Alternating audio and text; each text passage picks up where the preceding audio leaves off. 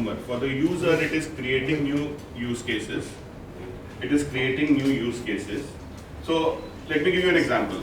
We had the pandemic. In the pandemic, all of us learned how to shop at home. We learned how to work from home. We learned how to use and communicate. So all those things to a lot of us were not known. So what 5G will also do is it will enable a number of use cases. For instance, right now when we play a game on the phone, we are playing a game which is downloaded onto the phone. Then in 5G, maybe I can play the game with all of you together on a network in real time and get a much better experience, which is three-dimensional. Cars will be connected, will come default with a connected appliance. If you buy a fridge, you buy an AC, it will automatically come with a connected thing. What you will be able to do is that in one app, you will probably be able to see and monitor your whole house. And see, maybe when you are going to enter the house, switch on your AC, switch off your lights, do IoT in that sense. I'm giving you a very simple example. And this gets expanded multi-folds when you take it to industries, when you take it to manufacturing, when you take it to mining and smart cities and see the use cases from it. So it's not going to be difficult, but it will evolve and all of us it will become a way of life for us. Your experience, for example, that you see today on some of the digital stuff that goes on. Simple example is when you today you step out and go and buy in Delhi, if you're looking for a pani puri, which is one of the most favorite savories in our time, and we go step out, you go to a thelawala, and you can pay him through a payment mechanism, which is our digital payment. There's no complexity. He doesn't require anything. He puts a barcode in front. You scan your barcode through the phone and pay. The technology complexity, like Balaji said, is at the back end. That's what our job is to make it. Any technology that gets adopted is only because it's simplicity, and the same will be for 5G. So I think the way to look at it is that it's much enhanced experience that you will deliver because of the technology rather than the complexity.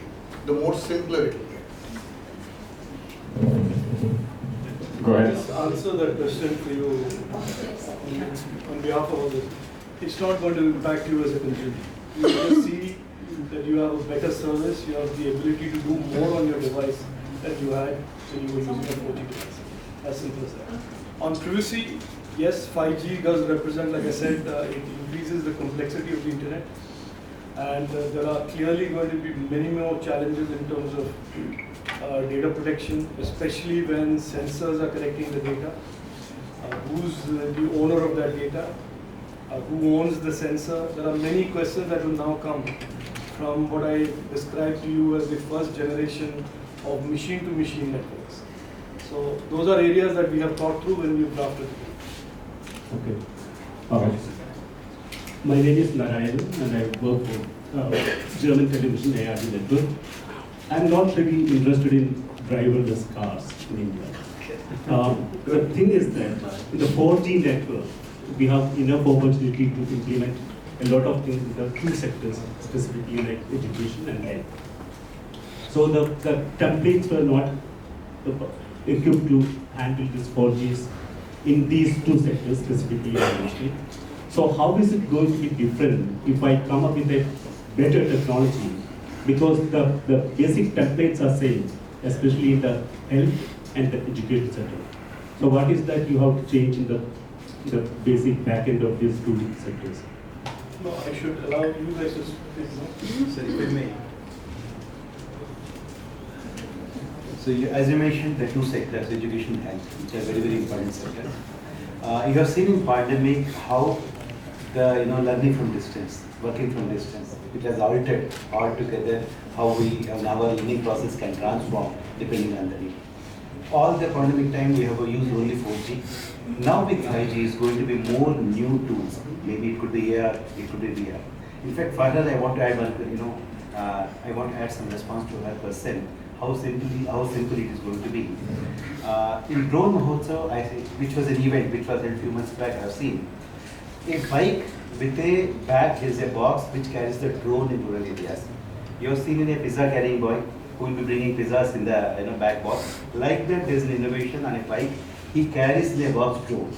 He goes to farmers, village to village, to spray the pest and fertilizer wherever it is required. So the 5G as a technology is going to bring in a lot of new innovative business models, especially creating a lot of new stream of jobs, which anyway facilitates for the user at the end. Could be a farmer, it could be kind of the mining person who is in the big mines. He's going to be serviced, but for him there's not going to be difference or challenge in the technology. New models will develop how the service can be delivered with ease and grace so that he gets the impact, not complexity of the technology. So just one point, when you talk about education, this just came to my mind. The difference is, during COVID, I read one statistic saying that only 8% of rural students were able to do education in spite of all the online things that we saw and we learned. So this can change with 5G. Why? Because to get to a rural location with an internet connection or a good robust connection, you either need fiber or you need cable or you need microwave unit. I'm not going into technology, you need to set up a huge network. What 5G can do is, one of the big applications of 5G which is working in the world is called fixed wireless access, which means that you will have a box which will have a SIM card, only the air network it catches and it gives you almost fiber-like speed. Imagine if you can have that kind of a speed through a wireless connection in a village, how the village can be transformed with connectivity, much better connectivity. Question from John Reid in the Financial Times, right here. Thanks for the excellent presentation. I was curious about the national security aspect of this new technology, or maybe it's a question mostly for government, not only, but also for the tech companies. How did the operators develop this technology? Not you, I guess they, yeah, you're not the operator, no kids. Did they buy it off the shelf? Did they develop it themselves? Did India actively avoid working with Huawei? I can ask this because I'm new to India and I didn't cover this one in the story. And then I think you made reference to checking out all of the Chinese phones that are, I guess 5G phones coming into India. Are there precautions being taken on that or on the Internet of Things with all these Chinese appliances, which are going to continue coming in? Thanks. You want to take the government one first? What is the government one? What is the government question, John? About national security. Can I add another supplement Yeah. to the minister? Because the cyber security aspect of it is falls under electronics department. So that you have the trusted source certification, which is in a way affecting many of the operators. And when it comes to 5G, with lot many equipment coming in, how is it going to play out? Because this trusted source can be, very different to different equipments and. What is the question? The question is how does it trusted source certification going to play in the 5G segment? So let me be very clear and unambiguous. Our networks in India, the government prescribes that the network gear will be from trusted sources as certified by the relevant parts of the government on that issue. So there is absolutely no ambiguity on the fact that the networks that we build today and in the future will be built on gear that is either made in India, designed in India, and or gear that is imported from trusted sources. So it is what it is. On the overall security of information and data, speaking on behalf of Vodafone Idea, Vodafone Group, and a company, very clear that it's security by design. That's how we start the whole. There's network, there's IT.